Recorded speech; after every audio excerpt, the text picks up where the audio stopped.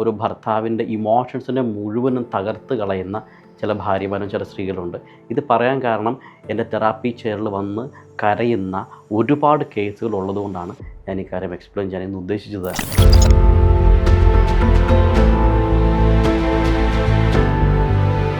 നമസ്കാരം.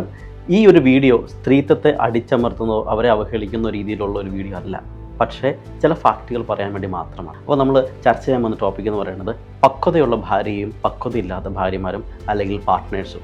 അവർക്ക് ചില സവിശേഷതകളുണ്ട്. അതെങ്ങനെയാണെന്ന് നമുക്ക് നോക്കാം. ഏറ്റവും ആദ്യമായിട്ട് അപക്വതയുള്ള ഒരു ഭാര്യയാണെന്നുണ്ടെങ്കിൽ അവരുടെ റിയാക്ഷൻസ്, ഒരു പ്രോബ്ലം വന്നു കഴിഞ്ഞാൽ അവർ ഒന്നുകിൽ വളരെ സൈലൻസ് ആയിരിക്കും അവരുടെ ഉത്തരം. ചിലർ വളരെ ശാന്തമായിട്ട് സൈലൻ്റായിട്ട് റിയാക്ട് ചെയ്യാതെ വീടിൻ്റെ ഏതെങ്കിലും കോണിലോ മൂലയിലൊക്കെ ഇരിക്കും. അവരുടെ പ്രവർത്തനം റിയാക്ഷൻസും മുഴുവനും ഒരു പക്ഷേ പാത്രങ്ങളിലൂടെ ആയിരിക്കാം. നമ്മൾ കണ്ടിട്ടുണ്ടാകും, വീട്ടിലെ അടുക്കളയിലെ ശബ്ദത്തിൽ പാത്രത്തിൻ്റെ ശബ്ദം കൂടിക്കഴിഞ്ഞാൽ ഭാര്യയുടെ ഇമോഷൻ നമുക്കറിയാൻ പറ്റുമെന്ന് ചിലർ പറയുന്നത് കേട്ടിട്ടുണ്ട്. അപ്പോൾ ഒരു പക്ഷേ അങ്ങനെയും ആകാം. അപ്പോൾ നമ്മൾ കണ്ടിട്ടുണ്ടാകും. അപ്പോൾ അവർ സൈലൻ്റ് ആയിരിക്കും. അതാണ് പക്വതയില്ലായ്മ എന്ന് പറയും. പക്വതയുള്ള ഭാര്യയാണെങ്കിൽ ഇതിന് ഓപ്പോസിറ്റ് ആയിരിക്കും. അവർ ചെയ്യുക എന്ന് പറയുന്നത് ദേ ടോക്ക്, അവർ സംസാരിക്കും. ആ പ്രോബ്ലം എന്താണോ അതിനെ ഐഡൻറ്റിഫൈ ചെയ്യാൻ പറ്റും. അതിനൊരു കൺക്ലൂഷൻ, ഒരു സൊല്യൂഷൻ കണ്ടുപിടിക്കാൻ സംസാരിക്കാൻ പറ്റുമെന്നതാണ്. സൈലൻസ് അല്ല അവരുടെ ഉത്തരം. സംസാരിച്ച് അതിനെ ക്ലിയർ ചെയ്യാൻ പറ്റും. വളരെ പക്വതയോടെ മാനേജ് ചെയ്യാൻ പറ്റുമെന്നതാണ്. ആ പ്രോബ്ലം അവിടെ സോൾവ് ആയിരിക്കും. സൈലൻസ് ആയിട്ട് കീപ്പ് ചെയ്യുന്ന ആളുകൾ ഒരുപക്ഷെ ദിനങ്ങൾ, രാത്രികൾ, പകലുകൾ, ചിലപ്പോൾ മാസങ്ങളോളം ആ സൈലൻസ് കീപ്പ് ചെയ്യാം. അകൽച്ച അവിടെ തുടങ്ങും. വിള്ളലുകൾ ഫാമിലി റിലേഷൻഷിപ്പിലും വ്യക്തിപരമായ റിലേഷൻഷിപ്പിലും ഉണ്ടാകാൻ തുടങ്ങുകയും ചെയ്യും. രണ്ടാമത്തെ അപക്വതയുള്ള ഭാര്യമാരുടെ ഒരു പ്രത്യേകത എന്ന് പറയുന്നത് ഇവരെപ്പോഴും ആർഗ്യുമെൻറ്റേറ്റീവ് ആയിരിക്കും. അതായത് കമ്പാരറ്റീവ് സ്റ്റഡീസ് നടത്തും.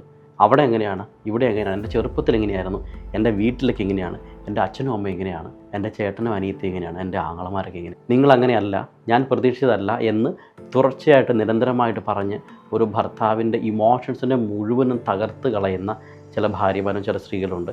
ഇത് പറയാൻ കാരണം എൻ്റെ തെറാപ്പി ചെയറിൽ വന്ന് കരയുന്ന ഒരുപാട് കേസുകൾ ഉള്ളതുകൊണ്ടാണ് ഞാൻ ഈ കാര്യം എക്സ്പ്ലെയിൻ ചെയ്യാൻ ഇന്ന് ഉദ്ദേശിച്ചത് തന്നെ. ഓപ്പോസിറ്റ് നിൽക്കുന്ന ഭാര്യമാരാണെങ്കിൽ അവർ കമ്പാരിസൺ അല്ല.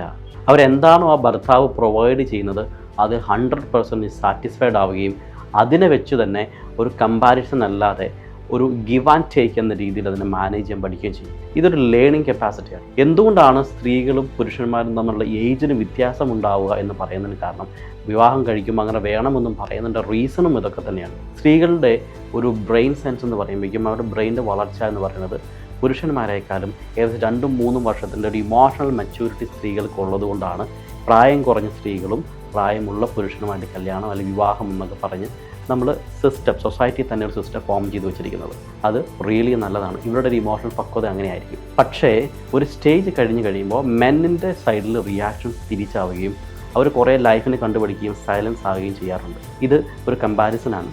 അപ്പോൾ ഇത്തരം അപക്വതയുള്ള ഭാര്യമാരാണെങ്കിൽ ആ കുടുംബജീവിതം ഇമ്മീഡിയറ്റ്ലി അല്ലെങ്കിൽ തുടർച്ചയായിട്ട് കാലക്രമേണ നശിച്ചു പോകാനും സാധ്യതകളുണ്ട്.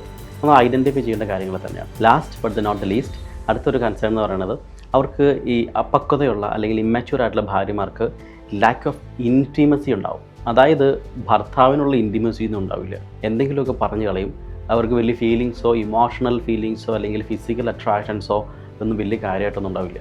അവരെപ്പോഴും അതിനെ സബ്സൈഡ് ചെയ്ത് വയ്ക്കും. പക്ഷേ പക്വതയുള്ള ഭാര്യമാരാണെങ്കിൽ അത് ഇൻറ്റിമസി എന്ന് പറയുന്നത്, ഈ ഒരു അടുപ്പം എന്ന് പറയുന്നത്, ലവ്, ഒരു കമ്പാഷൻ, അതേപോലെ തന്നെ ഒരു സെക്യൂരിറ്റി, അവരുടെ ലൈഫിലേക്ക് ഒരു സെക്യൂരിറ്റിയാണ്, അവരുടെ ലൈഫിലേക്ക് വേണ്ടിയുള്ള ഒരു പ്രൊട്ടക്ഷൻ ആണെന്നൊക്കെ ചിന്തിച്ച് അതിന് വേണ്ടിയിട്ടായിരിക്കും അവർ ആ ഇൻറ്റിമസി ഫോളോ ചെയ്യുന്നത്.